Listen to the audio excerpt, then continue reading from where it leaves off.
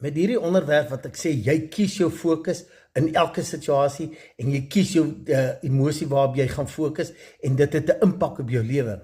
Voel mense so maklik, hulle is vasgevang, gijslaars van die omstandighede en van die lewe daar buite.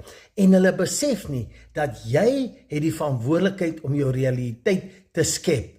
Nou raak dit baie sensitief, maar onthou net gou-gou, ons kan nie net gaan sit en sê, wie ek het niks om te doen nie. En soos ek al gesê het, daar's te veel bewyse, dat soos jy dink en wat jy praat, skep jy, dit gee jy krag. En dis hoekom oral almal sê, vat verantwoordelikheid vir jou denke, want jy bepaal hoe lyk môre.